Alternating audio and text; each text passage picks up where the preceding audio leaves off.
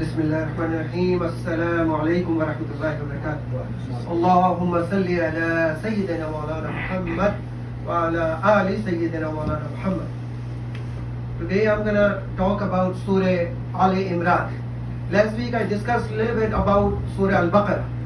Sura Ale Imran is the third surah in Quran. It was revealed in Medina around 4th or 5th Hijri, and that was the time when Ghazwatul Badr was already passed, Ghazwa Uhud was already passed, and then this surah was revealed, because after these incidents, two Ghazwa, a delegation of Christians came from Najran. There was no Christians in Medina at that time. There was all Jews that were living there in Medina. But all the Christians were living in Najran. There was a delegation of 70 priests and rabbis that came to discuss Eesa alayhi salam and his family with our Prophet sallallahu alaihi wasallam. Actually, they want to mock our Prophet. They want to know that how much do our Prophet know. So that was the only reason they come and ask questions. And they already, when they came in, that was the reason this Surah Ale Imran was revealed. And in this Surah, our Prophet Muhammad ﷺ told them that Allah chose 4 families that are above every family in this whole world. The family of Adam alayhi salam, family of Noah alayhi salam, family of Ibrahim alayhi salam. Our Prophet Muhammad sallallahu alaihi wasallam is from the family of Ibrahim alayhi salam, and the family of Maryam. This Ali Imran alayhi salam was a Nabi. He was the Imam of Masjid al-Aqsa at that time. Him and his wife, they were the top rated rabbi. He was the alim of Yahud at that time in Masjid al-Aqsa. Hazrat Imran alayhi salam and his wife discussed, and they said that we are getting old and we don't have a son to take care of the masjid. So inshallah they decided that they made a manna. They dedicated, they said, Ya Allah, if you give us a son, we will dedicate our son to this masjid. And Allah gave them a girl, and they were amazed. They said, oh, a girl was born. And they discussed it. They said, okay, now we made a niyyah. We will dedicate this girl, Maryam alayhi salam, to the masjid. So she went to her sister. Hazrat Maryam's mother went to her sister, and the Zakaria alayhi salam was the khalu of Maryam alayhi salam. That was 2 sisters. Maryam alayhi salam mother, the name is not mentioned in Quran. The name was just mentioned that Imran and his family. The name was never mentioned in Quran that what was the name of the mother of Maryam alayhi salam or her sister. But her sister's husband Zakaria alayhi salam, he was there, and he was an old guy, and he was the main imam of Masjid al-Aqsa at that time. So they said that okay, we will give our daughter to you, and then you can take care of her. And Maryam alayhi salam was Zakaria alayhi salam had a room in the Solomon quarters that was called the Solomon quarters. So they made a room, and then Maryam alayhi salam started reading the books, and she was becoming a high level alima at that time, because they wanted her son or daughter to be at the highest level of the education at that time on deen. So she was there in the room reading and praying, and Zakaria alayhi salam used to come and give food to her, and then he saw some fruits and some food in the room of Maryam alayhi salam, and he asked her that where is this food coming from? And she said it's coming from my Rabb. That inspires Zakaria alayhi salam, that he was an old man, and he said if Allah can give the food that is out of the season to my niece. Then he went back to her wife and he said that we have to, because we don't have a son, so we should make a dua that Allah give us a son. And the dua was Allah accepted their dua, and Allah gave them Yahya alayhi salam, the son Yahya alayhi salam. And the Christians call him John the Baptist. John the Baptist is his name.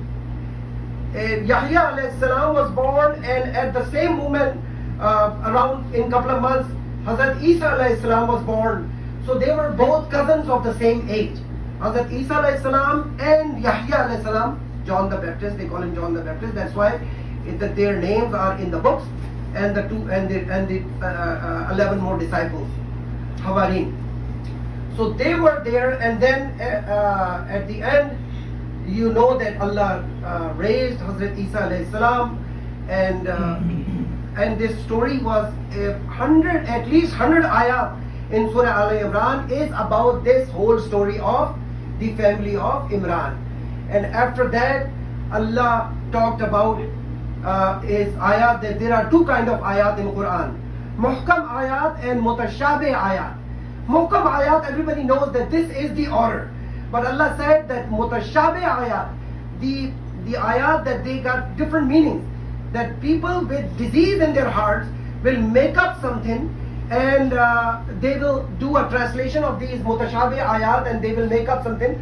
So Allah revealed that dua, that Rabbana la tu'akhizna in nasina wa akhta'na, Rabbana la tuzigh qulubana ba'da iz hadaytana wa hab lana min ladunka rahmah innaka antal wahhab, that Ya Allah, don't turn our hearts from this hidayah that you already gave us, and make us and keep sending blessings on us, and you are the most giver.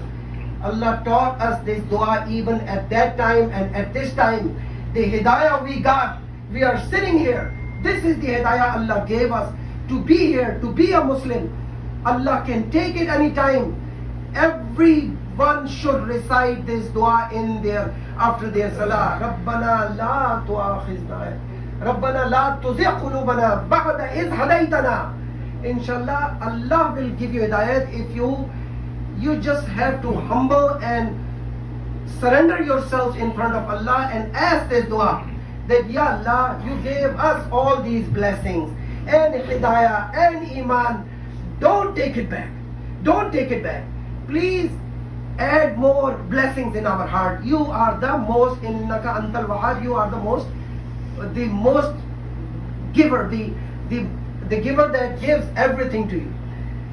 And then Allah revealed in ayat 31 and 32 that if you want to love me, you have to obey my Nabi. And the ayat 32 is Ati'u Allah wa Ati'u Rasul, that this is the only way. If you want to get to me, you have to obey my Nabi to get to me. If somebody said that no, I will follow Quran only and I will not follow Hadith and Sunnah, he is out of this circle. Allah is saying in Quran that if you want to come to me, if you want my love, if you want to be my friend, my wali, the only way is to obey my Nabi. Whatever he says, you have to obey his orders, and you have to accept all the Hadith and Sunnah from his life. This is the only way to Jannah, to get the reward from Allah. And then at the end, Allah, the Muslims had the Ghazwa Badr, they won that Ghazwa, and then Ghazwa Uhud, they didn't win, they didn't even lose, but their morals were down. So Allah revealed some ayats at the end to encourage Muslims to that victory is coming, inshallah. Victory is coming. The only reason that thing happened in Ghazwa Uhud because you never followed the orders of my Nabi. You went for that worldly booty, and then you never followed the orders of my Nabi. That's why it happened. It's just an exam, it's just a test, and I forgive you, and then inshallah the victory is coming. And the last 10 ayats, I will conclude this by saying that the last 10 ayat of Ale Imran, our Nabi sallallahu alaihi wasallam used to wake up every single tahajjud, every single day, and he used to recite those 10 ayats in tahajjud. And there is a lot of du'as, very strong du'as in those ayats.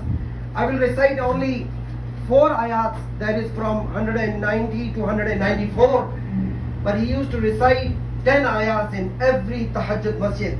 And we should memorize these 10 ayats, or at least these 4 du'as.